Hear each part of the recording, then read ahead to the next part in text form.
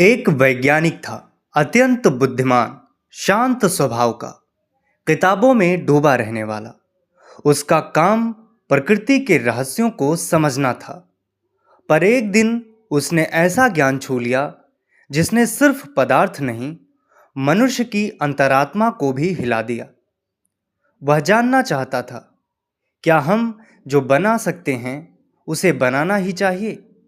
यहीं से विज्ञान की कहानी आध्यात्मिक प्रश्न में बदलती है। ओपेनहाइमर ने संस्कृत सीखी थी। वह भारतीय दर्शन पढ़ता था। उसे गीता में सिर्फ धर्म नहीं दिखा, उसे मनुष्य की मानसिक अवस्था का नक्शा दिखा। गीता युद्ध की किताब नहीं है, वह निर्णय के क्षण की किताब है। और वही क्षण उसके जीवन में भी आया। दूसरा, कॉन्फ्लिक्ट, आंतरिक संघर्ष। एक तरफ उसका मस्तिष्क था, तर्क, गणना, सिद्धांत। दूसरी तरफ उसका मन, परिणाम, पीड़ा, जिम्मेदारी। विज्ञान कहता है यदि कुछ संभव है तो वह किया जाएगा। गीता पूछती है, करने वाला कौन है? यही संघर्ष पैदा होता है। जब वह बम बना रहा था, वह एक वैज्ञानिक था। जब उसने विस्फोट देखा, वह एक मनुष्य था। उस क्षण दो पहचानें टकराईं, निर्माता, साक्षी। उसे लगा, मैंने सिर्फ ऊर्जा नहीं छोड़ी, मैंने इतिहास की दिशा बदल दी। और शायद मनुष्य के भीतर भय का नया युग शुरू कर दिया। तीसरा, ह्यूमन स्टेक्स, मानवीय दांव।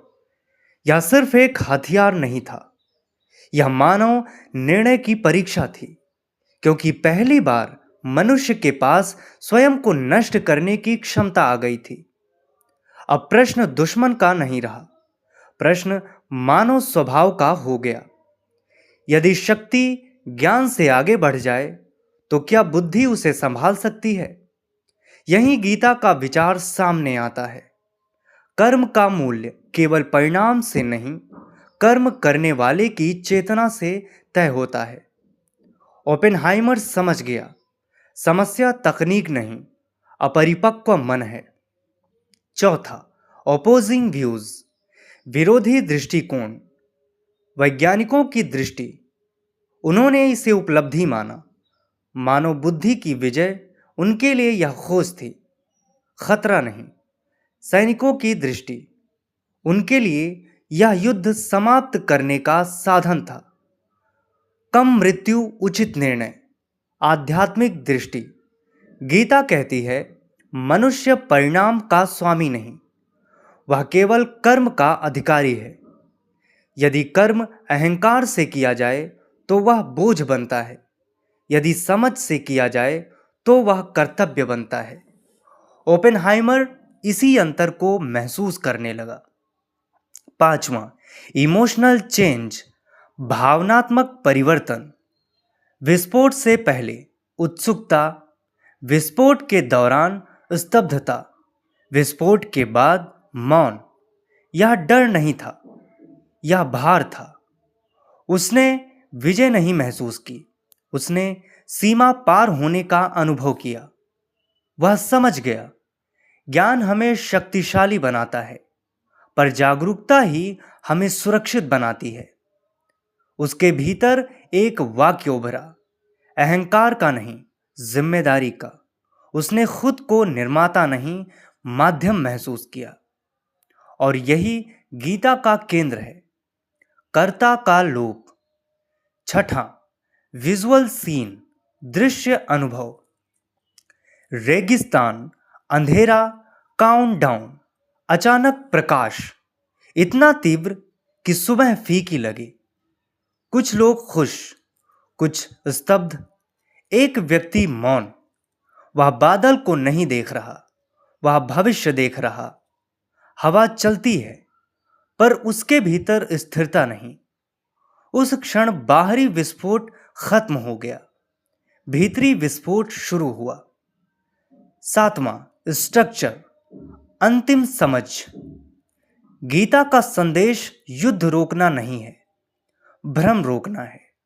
ओपेनहाइमर ने सीखा, पहला, क्षमता से पहले चेतना। हम कर सकते हैं, इसका मतलब नहीं हमें करना चाहिए। दूसरा, कर्ता का भ्रम। हम सोचते हैं हम करते हैं, पर परिस्थितियां, ज्ञान और इतिहास मिलकर करते हैं। तीसरा, जिम्मेदारी ज्ञान से बड़ी है। ज्ञान शक्ति देता है, समझ दिशा देती है। चौथा, बाहरी जीत भीतरी शांति नहीं देती, उपलब्धि संतोष। पांचवा, मनुष्य की असली परीक्षा, वह क्या बना सकता है, नहीं वह क्या रोक सकता है। अंतिम विचार, ओपेनहाइमर ने गीता से धर्म नहीं सीखा, उसने दृष्टि सीखी। वह समझ गया, समस्या हथियार नहीं, अपरिपक्व चेतना है। विज्ञान ने उसे बताया दुनिया कैसे बदलती है, गीता ने उसे दिखाया मनुष्य कैसे बदलता है। और शायद पहली बार मानव इतिहास में एक खोज ने खोजकर्ता को खोज लिया। सवाल अंत में दर्शक के लिए बचता है, क्या खतरा हमारी तकनीक में है या हमारी अधूरी समझ में? यही उस कहानी की वास्तविकता है।